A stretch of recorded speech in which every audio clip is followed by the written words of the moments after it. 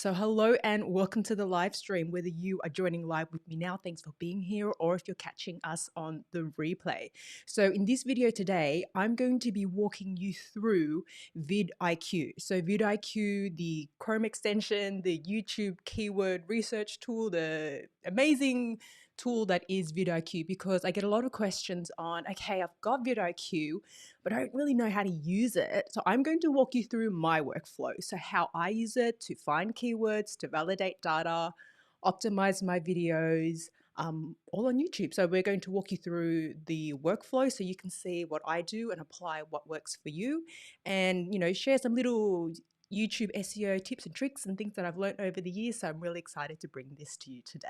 So for those of you who don't know me, my name is Sarah Nguyen, and I help you build your business using video on social media with ease. Now, whether you are live with us now or if you're catching us on the replay, please leave a question in the chat or in the comments below, and I'll get to them at the end of the live stream or after the live stream. And yeah, let's get right into it. Super excited. Everything that I mentioned, as usual, all the timestamps will be in the description. So ask away, really excited. So first of all, happy Easter. This is happening over the Easter long weekend. So happy Easter if you celebrate it. If you don't, hope that you're having a nice day regardless. So super excited to be here.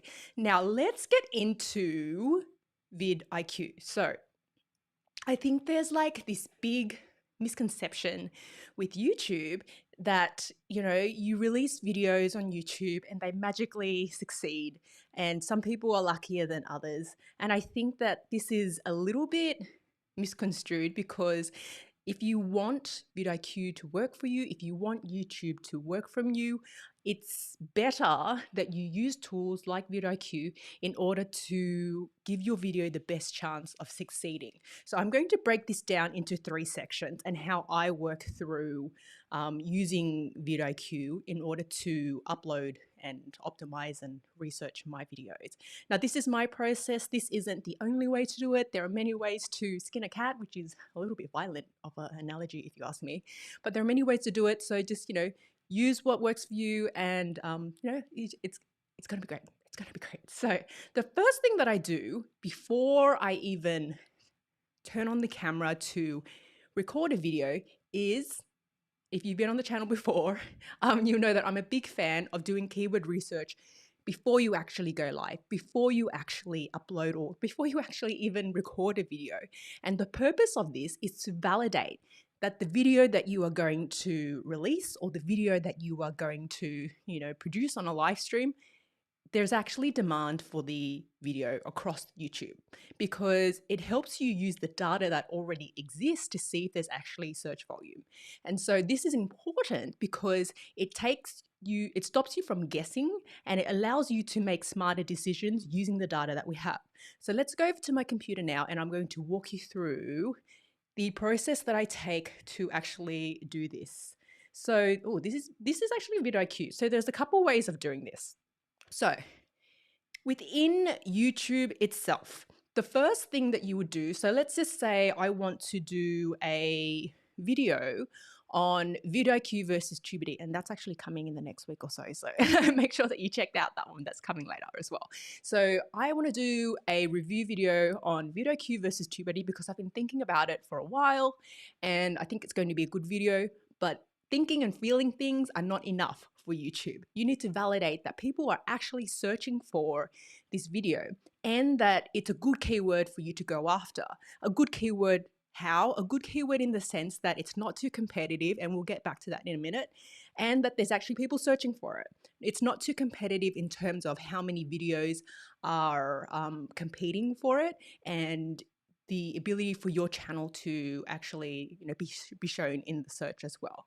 Now, I want to talk a little bit about that because people get very hung up on this, because in my experience, every keyword is saturated. Every keyword has so much competition. Everyone's constantly releasing videos on every single keyword possibly on YouTube. So everything needs to be used with a grain of salt, right? But this is where VidIQ makes it really good for you to validate. So the first thing I've done is I've gone to YouTube search, and I've just looked up VidIQ versus TubeBuddy. And I've got my VidIQ Chrome extension And as you can see on the right hand side here, I've got a lot of information. Let's just break it down one by one. So first of all, within the YouTube search results, VidIQ shows me for all of the videos within YouTube that are, coming up for this keyword, VidIQ versus TubeBuddy, I can see the keywords that they're actually using. And I wouldn't go ahead and straight out copy the keywords that my competitors or other people are using, because everyone does keyword research differently. Pardon me, I'm just gonna grab some water. Everyone does keyword research differently. But what you can see here is like this person, Jay Choi, is using these keywords specific to her video. I can see that Social Nope is using these ones. I can see that channel makers don't even have any. And I can see that all these people are using all of these different keywords, right? So that gives you a bit of an indication of what are people using for their tags within YouTube, for one. So that's the information that you can get there. So that just gives you a bit of an idea. Now, the second thing that you get to see here is they've got this block here, and you can see some information. So it tells you for this search term, what's the video with the highest number of views? Apparently there's a video with 178,000 views. The average views per video is about 18,000 views per video for this search term. They've got a lot of subscribers for the channels. So I would always take this with a grain of salt, because as you can see, there's, channels here that are around the 14,000 mark, the 20,000 mark, but there's also channels that are, 400,000 and bigger channels. So take that with a grain of salt in terms of the number of average subscribers per channel that they give you here. Then it tells you how many videos have been released for this keyword in the last 7 days, and apparently none. So this, I can see here, that's 5 months, 3 weeks, 4 weeks. So it's not incredibly competitive. When we get to keywords such as, the latest iPhone or the latest whatever flagship, the mobile device there is, you will see that this becomes very, very competitive, right? You will see that there will be like 100 videos released within the last 7 days or even more. So this tells you, are there lots of people constantly releasing? And not, so that makes it kind of a good keyword. And then it just gives you a bit more information on the top creator and, the number of times the keyword kind of appears. Now, the next block that you see here with information that you can use is they give you, as in VidIQ gives you, a score on how good is this keyword for you to go after. And it's relative to YouTube, right? So they tell us that there is, a decent amount of volume. So it gets 66 out of 100 for search volume in terms of people actually searching for it within YouTube. And in terms of the competition, it's low. So in VidIQ's score, it's an 80 out of 100, which is pretty good. So VidIQ recommend that you go for keywords that are at least 50 out of 100 to give you the best chance of ranking for it and succeeding with that keyword on YouTube. So that gives you a bit of an insight into, how competitive is it? Is it a good one to go after? And then they give you top creators for the search term. So as you can see, it's really varied. We've got massive channels that are like 700 and 900,000 subscribers, as well as little channels such as, this one that's 9,000 subscribers. So it's very varied, right? It becomes harder to compete with keywords where the top channels are all like 10 million subscribers. But I wouldn't make that deter you too much. I would look at this little score here to see how competitive it is. Volume and competition, that's what you kind of want to look at. In a perfect world, and this is a really good keyword, but I know it's not always the case for keywords that you may want to go after, but in a perfect world, you want something with, good volume in the greens and competition in the greens as well. You don't always get that, I'm aware, but this helps you get that score. So then they've got other things within VidIQ. This is, remember, we're still at the point where we're validating, is this a good keyword to go after? They've got alternative keywords that you can look to pursue, and, we'll go into more of them in a minute. And then there's just some other information on the trending videos for this term. So you can see live here what's actually being released, what's doing really well, to help inform you on what the best, if this is the best keyword for you to go after, if you want to go after it. So the first thing that I would do is to look at all of the volumes You know, is there a lot of traffic? Is there a lot of competition? And then the second thing that I would do, so after I've kind of searched for the keyword, looked at all of the information that VidIQ has given me here within search, when you go within VidIQ itself, so we're going to go here, they've actually got a, let's just shuffle you over a little bit, keyword research tool. And this gives you, very much like the Google Keyword Planner, search volume and competition. So before we were just looking at it like one by one with like this search within YouTube, but now I can go within VidIQ itself and I can search for VidIQ versus TubeBuddy. And then it can tell me here, okay, this is the search volume within YouTube. That is the search volume per month. So that's a lot of search volume. People always ask me, what's the search volume that you should go after? And I really think that it depends, right? So the search volume I think you should go for is at least 1,000 searches per month. That is what I typically recommend people to go for. And it's relatively, the competition is relatively low. So that being that said, that they give you for the keyword that you're looking for, and then they give you the other beautiful thing here is related keywords. And this becomes really handy for two reasons.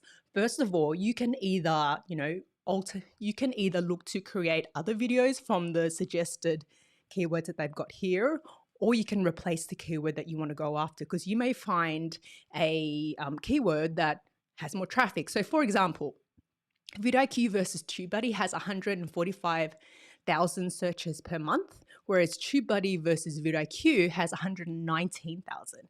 So basically the video would be the same, but how you title it, putting TubeBuddy first or VidIQ first, apparently gets more traffic if you put VidIQ first. So this helps to inform the title of the actual video that you'll put, right? So this gives you that data to say, okay, if I'm going to do this video, I've now got data telling me that there's more traffic going towards VidIQ versus TubeBuddy. So that makes it really good in terms of the data that you get there. So this also becomes very useful later when we go to upload the video as well, because these also become tags that you can add to your video. So keep that in mind that we're not going to get rid of this yet, but this is all tools, this is all things that we're going to use later as well. So we've got a lot of data to tell us that all of this is a really good keyword, and these are alternatives to use as well. So that's the first step that you would do in terms of looking at keywords. Now, I'm just going to jump to the questions because I've seen a question from Ray from Activate LA. So in terms of keywords, this is a good one to clarify. Keywords are the words that users are searching for within YouTube, within Google. So what are people typing in order to get to a video? So whether it's a Canva tutorial, or whether it's a VidIQ tutorial, or whether it's, in terms of, the latest news. So, Los Angeles news. So what words are they actually searching for? VidIQ gives you the information in terms of the traffic in relation to what people are searching for, so that you can create the videos based around that keyword, right? And we want to do this because it increases the chances of your video showing up for search for that keyword. So when people are searching for it, your video shows up. That's what we want, because if it shows up, then it increases the chances that they will click on it and that they will watch it. So this is a really important part of YouTube. Normally people upload a video and then look for the keywords, but I always recommend validate first with keywords before you actually go in and start creating the actual video. So that's the first part. Now that we've gone into keyword research first, the second thing that we are going to go into is uploading your YouTube video. So now that we know, okay, this is a great video for the keyword VidIQ versus TubeBuddy, and I've created the video, what do we do in terms of uploading the video to make sure that we've got this keyword optimized as much as possible within the video itself? So let's go back over to my computer now. Okay, so now that we're back over to the video, what you can see here with VidIQ again is they've got more information here for you to use, right? So they have things such as the best time to publish on your channel. This is also information or data that's available within YouTube Studio, but they've got it here for you so you can kind of see, all right, if I'm going to release this video, VidIQ, based on their algorithm, recommends that I release it between this time. And if I scroll here, continue to scroll, these are the other things that become really useful, right? So they give you a score and they give you a checklist. We're going to go through the checklist first. So they tell you pretty much these are the best practice things that you should do with your video, and you get a tick or a cross whether you've done it or not, right? So they recommend that you add at least one YouTube card, at least one end screen. They recommend that you add captions. They recommend that you add it to a playlist, make it public, monetize it, share it on Facebook, reply to a comment. So if you do all of these stuff, you'll get the checklist items all green. And this is the minimum that you want to do in terms of optimizing the actual video. Now, the second thing that you want to do, we go back to the VidIQ SEO score here. This is all related to your keyword, right? So if we have a look here, tags. Let's talk about tags. So tags is an interesting one. It's quite controversial when it comes to tags because people don't understand the importance of tags. So back in the day, like in the early 2000s, I feel so old saying that, in the early 2000s, tags were probably heavily weighted in terms of helping your content, whether that was videos, blog posts, whatever it was, show up in search. But because people were gaming the system and adding, tags, even though their content wasn't related to that, Google/YouTube deprioritized the importance of tags. So now they're less important in terms of ranking your content, but they're still important because they still tell the YouTube algorithm what your video is about, and they still give your video a chance of showing up for the keywords that you put within your tags. So it's important that you add tags that are related to your video and that are kind of connected to things that people would search for if they were to look for your video, right? And they don't know you. So you want to add tags that are as relevant as possible. In this tag section here, I see a lot of mess from people. I see they put the most random things in. So for example, just because you mention Buzz Lightyear and Wonder Woman as a joke in your video, it does not mean that you need to put it in as a tag. In terms of being relevant, it needs to be relevant in terms of, okay, this is a VidIQ versus TubeBuddy video. What are other keywords that people are searching for that this video could surface for? Now, remember we did the keyword research within VidIQ here, and all of these alternatives came up, right? So what I would do is I would plug these keywords, the ones with traffic that are relevant, that have come up here because I've got the data for them. I would plug these keywords into your actual video tag section here for one. So that's how you can use it. The second thing that you can do is as you start typing VidIQ, you can see here that VidIQ has suggested tags, right? So these will come up as you type, and these will be of the keywords that you type. As you type, it will suggest tags that you can add. So that is also very, very useful. Now, they're not always the perfect match, but they're pretty good. They help you fill the tags with keywords and they help you generate ideas. So between using the keyword research tool within VidIQ and between the suggested tag, you'll be able to fill the 500 character limit that you have. So that's how it kind of works. So I do recommend that you fill it with as many keywords you can that are relevant. Don't be stuffing irrelevant stuff in there. You're kind of wasting your keywords. So that's what I would recommend you do in terms of using VidIQ to optimize the tag section. Now, the other thing that you can do here, they've got some nice little things here where you can click on Organize tags. Now, the theory is that you want to arrange your tags so that the most important keywords that you want to rank for appear first. So I would make sure that if I want to rank for VidIQ versus TubeBuddy, it's the first one that appears here. So then I can kind of just drag around keywords because, as you're adding them, it may not be in the most important to lesser important keywords that you want to rank for, but this allows you to kind of organize it, right? So that's one tool that you have here. I can't go through every single feature that VidIQ have because there are so many, but these are just the key ones. The other thing that they've got here is they've got a couple of recommended tags. Now you only get 3 within the lower paid plan, which is the one that I'm on. But if you go on a higher plan, you get more. But this is not that important because all of these recommended tags are basically the same keywords that you get within this search here. So because you've got that same data here, you just have to copy and paste it into your tags when you actually go to upload the video. So I wouldn't be too concerned about that either.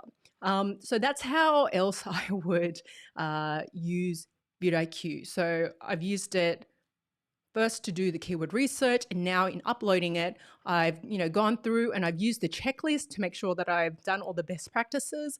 Then as I add all of the tags, I'll get a better score depending on how we go. But I use it to fill my tags, and I also make sure that I've got the keyword in the title and I've got it in the description as well. So these are all little best practice kind of things that you have, and VidIQ kind of helps you do that by having the checklist and by having the tools available to make use of it there. Now that's part 2. So hopefully that kind of all makes sense. This is a crash course in TubeBuddy, but I think this is kind of the best workflow that I found that really, really works. Now let's talk about the third thing that we do. And that is, so now that we've uploaded it, what happens after the upload? We're still using the tool and we're still optimizing the video after the upload. Okay, let's talk about this now. Let's go back over to my computer. So after we've uploaded the video, I'm going to go here. You can see that, oh, hello. I've got a couple of keyword tools that I use, and one of them is keywords everywhere, right? So this isn't related to VidIQ, but it's one that I use in conjunction to VidIQ. And I like it because it tells me of the tags that I've got. This is the search volume that I have for all of these keywords, and I can see, all right, so half of them have search volume and half of them don't. And you might be saying, well, why doesn't it have any search volume? And the reason for that is, there are keywords such as VidIQ versus TubeBuddy 2021, and there's no past data on that because it hasn't happened yet, right? But in my experience and in, the way that people search, I know that people will be searching for the keyword and then the latest year that it is. So I know that this is a way that people search for it, but it just hasn't got any data yet because it's kind of present and hasn't happened yet, if that makes any sense. So there'll be a couple of keywords where there's no data, but I know that there will be traffic eventually for this actual keyword. So I would recommend that of your tags that you add, that you try to get at least half of them with search volume, the best that you can. And I use the plugin keywords everywhere to to show me the search volumes of this. Now back to VidIQ, because this is a VidIQ tutorial. Let's move you over here. So this is the front of the video, right? So it's published now. Now, within VidIQ, you'll be able to see, and this is not just on your video, you're kind of able to see within every YouTube video, kind of this score that they've got here. And once your video has actually been published and generated some views and some data, what you'll be able to do is, first of all, you'll be able to see how well you've optimized it, but you'll be able to see how you rank for the keyword within YouTube. Let's go to another video. So I'm going to go over to, this is a previous video that I've done, and this has some better data for me to actually showcase. So I can see here that it's giving me a score. It's showing me also, the top devices that people are viewing it from. So that's good information to have. It shows me, shows me information that I can use. If you hover over this YouTube search, this is really handy because it's telling me for my video, what are people searching for in order to get to it, right? And a lot of these green ones are tags that I've already got, keyword tags that I've got. But for the ones that I don't, I can go back and then swap out the tags and add these ones because I know that, hey, the data is telling me that people are using this keyword to get to my actual video. So once again, it's more data after the video has been released that you can see and use to improve your video and to improve the search for your actual video. So that is, a really handy little tool to have. And it's a kind of little hack that I've used to kind of help rank the videos once I've got more information after the video has been released. And then you've also got some other things that you can have a look at there. So, have a look at all the things here. So here's another example, video tags. So for this actual video, now that it's had some time, the blue numbers next to the keyword is where the actual video shows up within search. Blue is good. The more blue that we have is good.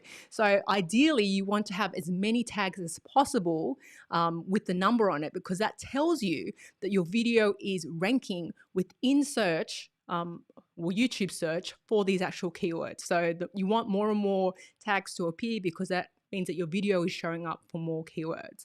So that's another handy thing to, keep an eye on after you've uploaded the video and to use the tool to inform you on how it's actually performing. Then there's other things,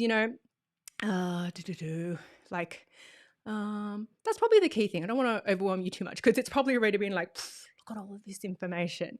But it's all about at this stage, after you've uploaded your video, you've published it or the live stream has finished, how do you use the data that VidIQ gives you, such as, the video tags and the rankings and the suggested search terms that people are finding it for, to then go back and continue to optimize your video, because people tend to release a video and forget about it. But if you use these things to go back and tweak and help continue to refine the video, you'll find that these will help you perform better within YouTube search. So that basically wraps up the crash course in VidIQ. I'm going to go to the questions now because I can see there's been quite a few questions. Let me just take a second to scroll back. If you've got any questions, please continue to add them, and I'll do the best that I can to answer them and get to them the best that I can. So yeah, hey Ray, great to have you on the live stream. Glad that you can make it today. So Ray says, been wanting to learn about VidIQ. I find it really interesting because it's a tool that I've always used, and I attribute it to the success that I've had to be able to, rank videos and to get views and to grow the channel. So it's definitely one that I recommend you have a look at, and hence why I'm doing a tutorial, because I really believe in it. I'm not sponsored by VidIQ, although I'm very open to sponsorship VidIQ if you want to reach out. So this is completely unbiased. I am an affiliate, but I'm not actually sponsored by them. So this is what I do, my process, unsponsored, relatively unbiased walkthrough of how to use VidIQ. So we've gone through the keywords and how to use them. Okay, Ray says, I use TubeBuddy, but have always been curious about VidIQ. And I've also seen a question on how is VidIQ different from TubeBuddy. All right, so that video is coming next week where I do a comparison of the two.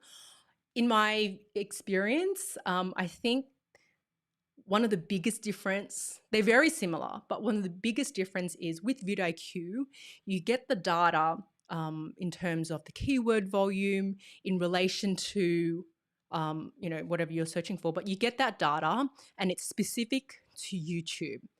Whereas with TubeBuddy, they have weighted and unweighted scores. So for example, if I was to do this same keyword research process within TubeBuddy, they would give me a different score to VidIQ because their algorithm or their tool looks at the score in relation to how well would this actual keyword do on my channel, right? So their score is, okay, how successful can you be for this actual keyword based on your channel. And your channel success will depend on how old it is, how many videos you have already in relation to that topic, and a bunch of other things that they've got in their algorithm. So I find that's probably the biggest one.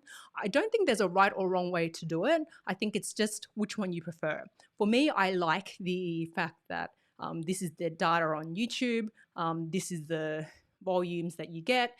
I'm not too concerned on whether or not it will rank for my channel because I'm doing all the best practices that they're hard to do thanks to the tool, and I'll let the video perform on its own. I also find that with the TubeBuddy, I guess weighted and unweighted scores, that they can kind of deter you from going for keywords. And it's based off an algorithm, right? So I'm kind of like, I don't really want TubeBuddy to decide what's best for my channel. I want to use the data independently, and then I'll make the call on that. So that's just a personal preference in terms of, how they're different and how I view them as being different. The other things are really similar in terms of the tools that they give you to optimize the video, like the suggested tag, the same one that VidIQ has, TubeBuddy has, all the optimizing checklist. TubeBuddy, VidIQ pretty much have the same ones. All of the information that you saw when I walked through, okay, this is the top performing channels, these are the, all of that stuff. They have got a lot of really similar ones, but the biggest difference is between how they show the competitiveness of a keyword within YouTube relative to your channel.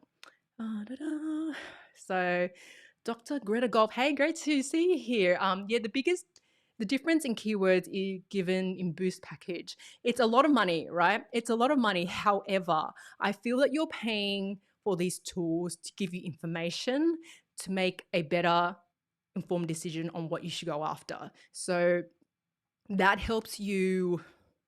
That, I guess the question is, how important is that to you? And yeah, that's a personal question on, do you want to pay for that and the convenience of that, or don't you? So it's really a personal thing. I don't think there's a right or wrong way, as usual. I'm on the first paid plan, not the most expensive one, the first paid one.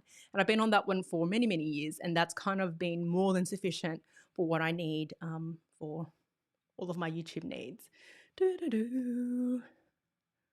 Okay. Ray says, looking forward to your video on them both. Ray also says, TubeBuddy made a huge change to my channel. So now I'm ready to learn VidIQ. Oh, interesting. Interesting. Hey, Bradley, great to see you on the channel here. Make sure that you check out Bradley's channel. It's got a really cool little tech channel, fellow YouTube creator from Australia. So go and check out his channel. Really, really excited to see you here as well. So hopefully I haven't completely overwhelmed you when it comes to VidIQ. Thanks everyone for hanging out and staying in there. That basically wraps us up for the live stream today, because I feel that anything else in your head may explode, but hopefully I've given you a good walkthrough of how I use it and how you may want to use it as well. As I said, I can't walk you through every single tiny feature of VidIQ, but I've tried my best to show you how I kind of walk through it. So Ray's got one more question, so I'm going to allow it before I wrap up. So Ray, please go ahead and ask your question, and we'll just play some hold music while we wait. No, I'm joking. I could. No, I'm not going to do that. What else is there to talk about? There's heaps to talk about. I think oh, okay. So Ray says, can I have both both plugins on my browser at the same time? I'm going to assume that you mean both VidIQ and TubeBuddy plugins at the same time. And the answer is yes. So I secretly use both. I do find that when you have both of them, they kind of compete with each other a little bit, and it can get a little bit annoying and buggy. So for example, I turned off TubeBuddy today because I'm doing a VidIQ demo, but when it comes to the suggested tags that you add on YouTube, that they both compete with each other, and it gets a little bit annoying, but you kind of learn to live with it, type of thing. Or you just you can just switch them on and off in the browser depending on which one you're using. I do feel that in terms of the keyword data, in the keyword search volume data, that's what I'm willing to pay VidIQ for. Big difference. And I find that, you know, it helps you make better informed decisions, and that's definitely really valuable. So that essentially wraps us up for the live stream today. Thanks for joining me, and thanks for being here on the Easter weekend and spending your Easter weekend learning about YouTube. Now I've got a download, and you'll find the link to that in the description, my Thriving YouTube Creator Blueprint. So it's how you actually, you know, go from zero, stuck and overwhelmed, to being a thriving creator on YouTube. So if you check out the link in the description and on the screen, that will be available to you there. Now, if you found this video useful, please give me a thumbs up. Don't forget to subscribe to the channel if you haven't already, and hit that notification bell so you can get, you know, notifications of when I go live. I'm so grateful to be able to live stream and to have you guys here, and really excited to continue to produce this content for you guys. So that basically wraps up the video today, the live stream today. Thank you so much for being here. Hope you enjoy the rest of your Easter break, and I will see you in the next live stream, and bye for now.